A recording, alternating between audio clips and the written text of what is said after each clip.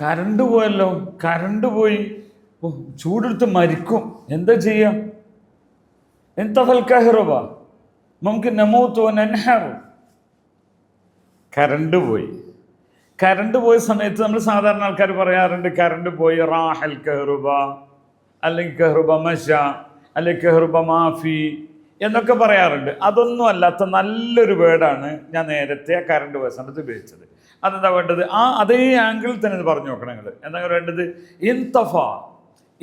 ഓ light കെട്ടല്ലോ, കെട്ടുപോയല്ലോ, അണഞ്ഞു പോയല്ലോ. ഇതാണ് കഹ്റുബ എന്ന് പറയുന്നതും ലൈറ്റ്, തീ, ഇലക്ട്രോണിക് സംവിധാനങ്ങളൊക്കെയും പറയുമ്പോൾ താഫി എന്നും ഇൻതഫ എന്നും പറയും. ഇൻതഫ അത് നല്ലൊരു വേർഡാണ്. ഇൻതഫ കഹ്റുബ ഓനൻഹർ വനമൂത്ത്. നൻഹർ, ഇൻഹർ എന്ന് പറഞ്ഞാൽ ചൂടെടുത്ത്. ഇൻഹർ ഇത് ആദ്യം കേൾക്കുന്നവരാണ് ഒന്നിലേക്കാണ്. നൻഹർ വനമൂത്ത് ഇതൊക്കെ പറഞ്ഞു വിചാരിക്കും സാഹിത്യ അറബിയാണ്. ഒന്നല്ല, അറബികൾ അങ്ങനെ തന്നെയാണ് പറയാറുള്ളത്. അപ്പോൾ ഞാനെന്നൊരു പറയാം, കറണ്ട് പോയി സാറേ കറണ്ട് പോയി, ചൂടെടുത്ത് മനുഷ്യൻ മരിച്ചു പോകും എന്ന് പറയേണ്ട ഒരു പദം എങ്ങനെ പറയാ? ഇൻതഫൽ കഹ്റുബ വനൻഹർ വനമൂത്ത്. അപ്പോൾ ഇതാണ് ഇവിടെ ഒരു കാര്യമുള്ള. ഇൻ എന്ന് പറയുന്നത് സംഭവിച്ചു എന്ന് പറയുന്ന, അല്ലെങ്കിൽ അവിചാരിതമായി പണി കിട്ടുന്നതിനൊക്കെയാണ് ഇൻ ചേർത്തുകൊണ്ട് പറയാറുണ്ട്. അങ്ങനത്തെ ഒരു 3 വേർഡും കൂടി നമ്മൾ പറഞ്ഞു നോക്കിയാലോ? നമ്മൾ ആൾക്കാർ പറയും ഗ്ലാസ് പൊട്ടി, ഗ്ലാസ് കസർ, ഗ്ലാസ് എന്നതിനെ ഗ്ലാസ് എന്ന് ജിലാസ് എന്നൊക്കെ പറയും. അത് ഗസാസ് എന്നാണ് അതിൻ്റെ കറക്റ്റ് പേര്. ഗ്ലാസിന് ഗസാസ് എന്ന് പറയാം. അപ്പോൾ ഇൻകസർ ഗസാസ്, താഹമിൻ യദി വൻകസർ. താഹമിൻ യദി എൻ്റെ കയ്യിൽ നിന്ന് അത് വീണുപോയി. ഇൻകസർ അത് പൊട്ടിപ്പോയി. ഇൻകസർ ഓക്കെ ആണോ? അപ്പോൾ ഇൻകസർ എന്ന് പറഞ്ഞാൽ പൊട്ടിപ്പോയി എന്നാണ് അർത്ഥം. ഓക്കെ, അതുകൊണ്ട് അങ്ങനെ പറയണം. പൊട്ടി എന്നുള്ളതാണെങ്കിൽ കസറ എന്നാണ് പറയേണ്ടത്. പൊട്ടിപ്പോയി, സംഭവിച്ചു പോയി എന്നതിന് ഇൻ ചേർത്തുകൊണ്ടേ പറയാൻ പാടുള്ളൂ.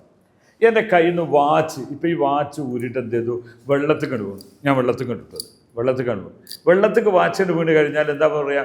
അത് വെള്ളത്തിൽ മുങ്ങിപ്പോയി എന്ന് പറയും. ചിലപ്പോൾ വെള്ളത്തിൽ മുങ്ങി, അതങ്ങനെ പറയാം, വെള്ളത്തിൽ മുങ്ങി എന്നുള്ളത്. ഇൻഗമസ്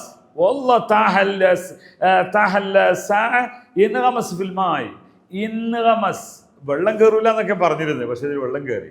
അതാണ് ഇൻഗമസ് ഫിൽമായി, വെള്ളത്തിൽ മുങ്ങിക്കുളിച്ചു എന്നുള്ളതിനാണ് ഇൻഗമസ പറയാറുള്ളത്. മുൻഗമിസ്, ഇൻഗമസ എന്ന് പറയും. 3ാമത്തെ ഒരു വേർഡ് നമുക്ക് പറയാം. അപ്പോൾ നമ്മൾ എന്തൊക്കെ പഠിച്ചു? ഇൻഗമസ എന്നാൽ മുങ്ങി എന്നാണ്. മറ്റൊന്ന് ഇൻകസറ എന്നാൽ പൊട്ടി എന്നാണ്. അതുപോലെ നമ്മൾ ആദ്യം പറഞ്ഞൊരു വേർഡ് ഏതാണ്? പിന്നെ നമ്മൾ സാധാരണ കുടുങ്ങിയ സമയത്ത് പറയും എന്താണ്? ഇൻതഫ കഹ്റുബ എന്നാണ് പറഞ്ഞത്. ഓക്കെ, ഇനി മറ്റൊരു വീട്ടിലുള്ളത് നമുക്ക് എപ്പോഴും പറയേണ്ടതാണ്. ഈ ചങ്ങായിക്ക് എപ്പോഴും പൊതുരെ തല്ല് കിട്ടും, അടി കിട്ടുവടാ. അടി കിട്ടിയെന്ന്, അടി കൊടുത്തു എന്നല്ല, ദറബ എന്ന ബേസ് ഫോമിൽ നിന്ന് അടി കിട്ടുക എന്നുള്ളത് ഇങ്ങനെ പറയൽ.